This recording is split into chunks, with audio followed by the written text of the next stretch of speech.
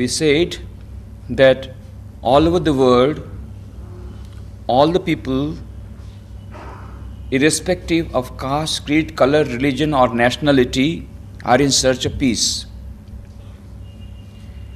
That is number one. And we also said one of the important causes for the modern man in search of peace is consumerism, our great attraction towards the demon that has entered into the society, the demon of consumerism, and how affluenza has come to eat away the vitals, and how we all take an equation to be taken for granted. H is directly proportional to M, where H is equal to happiness and M is equal to money. And we also told how most of the time the reverse is true, but that does not mean that economic prosperity is not important for happiness. Money is a very important tool, but it is an important tool for getting happiness, and it is not an end in itself. And we had given example of the fisherman. In fact, happiness survey was carried out by London School of Economics and the World Economic Forum a few years, some time back. And they discovered the happiest country in the whole world is Bangladesh, having very low per capita income. Fifth number is India, though backward, a developing country. And United States was 45th in number, Soviet Russia 65th. So-called developed countries are not happy, and so-called developing countries people are happy. That again does not give the message that we should not have money and we should not become a developed country. But this equation that only money will give happiness and peace in life is not true. There are certain things required. Most important, the way of life, the art of living, the approach. A complete paradigm shift has to come in our approach towards life. Then we will get happiness and peace in everyday life. And what we told is that the source of eternal happiness, eternal joy, eternal bliss is already present with us, only we are not aware of it. That's all. And we told in detail how our Upanishads say that the eternal joy is within us, but we'll have to manifest the divinity. And if we practice 4 yogas in our daily life we will get peace of mind. In our daily life we will get happiness, and it will help us to reach the eternal, the supreme goal for which we are born in this world. Many questions have come, so I will try to give, very many questions are there, some of interesting questions also. I will try to give brief replies because some people wanted a meditation session to discuss on meditation. Well, meditation itself is a very vast subject. This, what we are discussing, is a vast subject. And again, out of 4 yogas we told prayer, meditation, unselfish service, and reading positive thoughts. These are the 4 methods we had told for peace of mind. One of them is meditation. Again, meditation is a very vast subject. When I was at Rajkot, every Saturday I used to give discourse on concentration meditation. So it went on for 5 years. We had 223 lectures. All of them were recorded. And then the people asked when it is going to end. I said, let it start. We have not yet started. We are on the periphery. Because as soon as I wanted to enter deeper, then I saw the people are becoming little restless because it's a very deep subject. So again I have to give some story, make it very mild. So very mild doses I have to give. So it took 223 lectures to start the subject. By that time I was transferred to Porbandar, so it was not there. So such a vast subject, concentration, meditation, we will take only 10-15 minutes for, and then we will have a session on meditation. And of course, yesterday as I told you, how to remain peaceful and tranquil under various circumstances, that also have to take So a lot of things waiting, but let us see. I'll try to give, first of all, reply. Since you have taken the trouble of writing the questions, I must reply at least brief. Otherwise you will think your labor has gone in vain. Some of the questions are very interesting also. How to get up early in the morning with fresh mind and body? Well, go to bed early, automatically you will be able to get up early. But if you go on watching TV serials up to 12 o'clock, 1 o'clock, and if you want to get up early, Brahma Muhurta, 5 o'clock, not possible. Not with fresh body and mind. Then whole day you will be feeling lazy. Because normally an average human being requires 5 to 6 hours of sleep over 24 hours. Maybe it may be broken into 2 parts. Some people can afford noon sleep. Okay, then you can break it into 2 parts. But it requires 5 to 6 hours. Those who meditate too much, or those who have got a very tranquil mind, they can do away 2-3 hours. Yogis need only 1 hour. That's a different thing. But most of the average human beings, those who are working hard whole day, they require 5 to 6 hours sleep, as according to the psychologists. So go to bed early and then get up early. That is the best thing. And of course, if you are going to bed early and still you are not able to get up, then get it checked up by the doctor. There may be some worms in the stomach. And even if physiologically you are all right, the doctor says, and you are going to bed early, and still there is problem, then there is a demon of laziness that it entered into you. For that, the best thing will be, as I go to various schools and colleges hostel, I told the girls hostel, you have to, same question came up. I said, very easy, you find out one partner who will pour water in the early morning on your face. So everyone got up early, because lest the other partner pours water on her. So all got up early. So find out a partner. Because the alarm clock does not work, I know. Because the alarm clock goes and then you stop it and again go to bed. Many people do like that. Of course, some new models of alarm clocks have come, that first of all there is mild, then there will be loud, and there is a hammer attached to it. They will go on striking till you get up. So anyway, these are the important. What is important in life? Status, love, family, or money? All of them are important. But in order priority is love. Because many people come to us with various types of problem. Somebody has lost status, they are very miserable. I have to give them pacify. Family, there are so many problems, they come. Money also, somebody has lost. Money can come back. I tell them, it's a passing phenomena. But when you lose love, somebody whom you love, and when you lose love, that's a great disaster in life, I know. And so, at that time it is very difficult to cope up with that. They come with a very, very disastrous state of mind. So, love is most important. But the art of loving, very difficult. Erich Fromm has written a beautiful book, The Art of Loving. Beautiful book. I had mentioned about that book when last year I talked about nurturing relationships, art of management of relationships. Of course, that CD is available in our bookshop. You can have it. Those who did not come, there I have given in detail how to go about this love. And of course, I told ultimately the solution lies in loving the eternal and infinite. As Swami Vivekananda says, there's a beautiful book in the bookshop you will get, Religion of Love. There he says, there cannot be an infinite love between two finite realities which are all the time going towards death.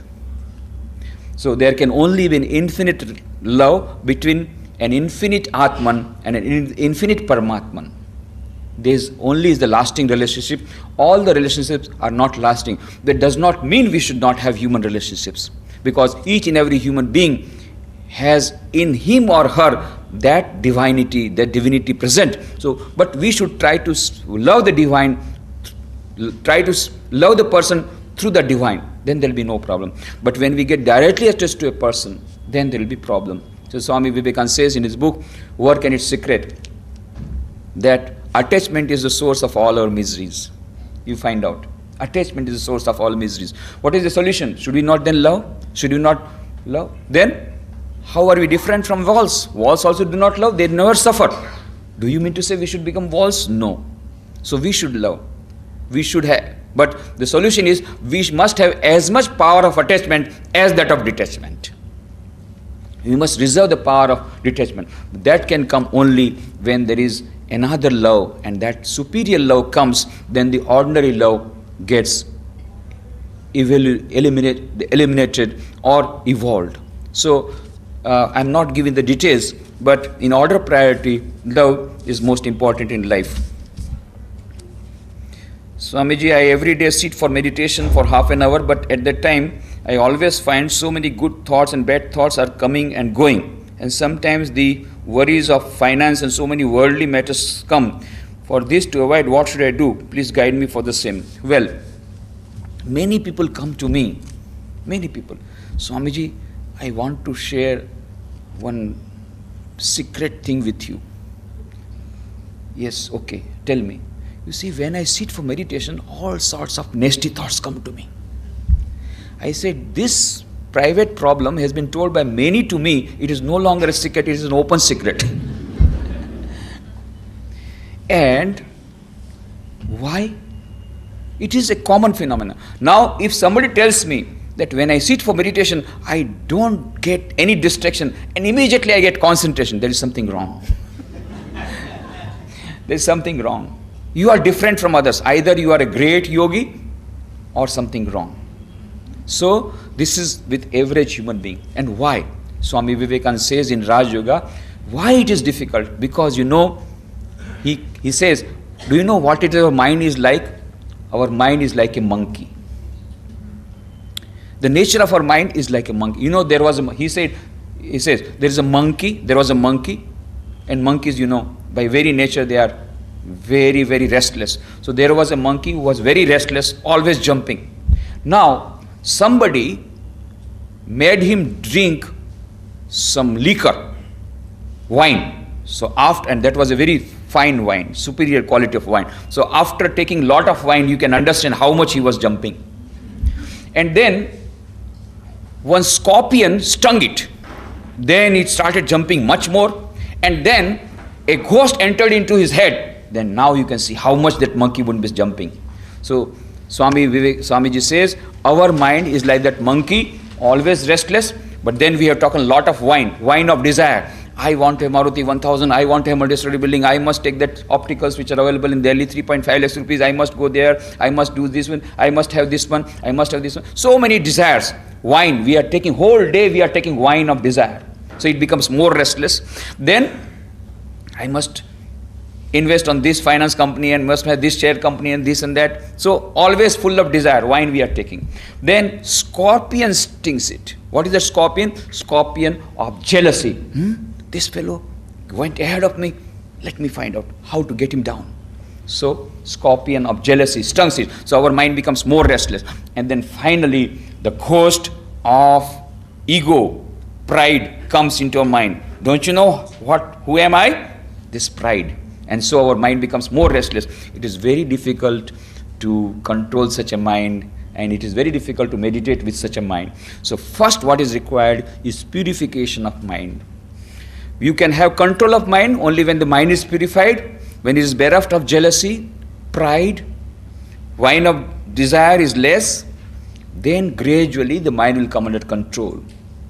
And let us not be very morose because we are not able to control our mind, because we are not able to meditate properly, we are not able to concentrate. We are all sailing in the same boat. That's a great solace for us. We are all sailing in the same boat. And we are sailing in the same boat with